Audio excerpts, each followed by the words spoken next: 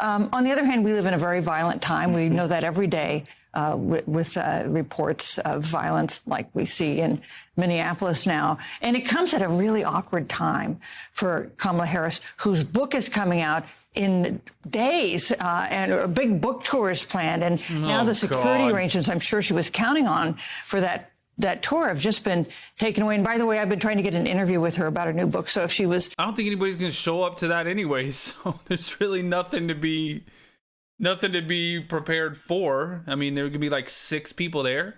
If she's watching, listening, yes, okay. I'm anyway. But I do think message out from Susan. I don't think it's an outrage. It's not unprecedented. It's not one of those kinds of things.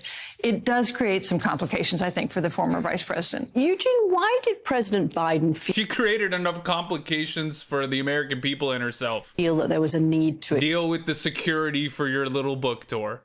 extend it? Was it because of what Susan is talking about, that we live in this time of unprecedented animosity towards not just people, but politicians, as we also saw up in Minneapolis a few months ago? Before I got here, I was on the phone with a bunch of former Biden and former Harris officials and current Harris senior advisors. And, the sense was at the time in the administration was, look, at the end of the day, this is a Black woman in America. We've seen the death threats and the kinds of things that have come her way from the Secret Service has been working on for years. So they wanted to extend it. It would have ended next summer.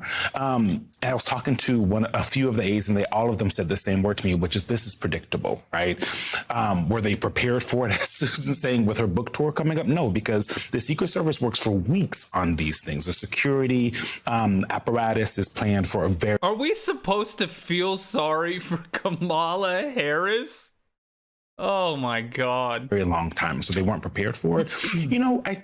But it's also a piece of how Donald Trump works, right? Because within the bounds of the law and what he's allowed to do.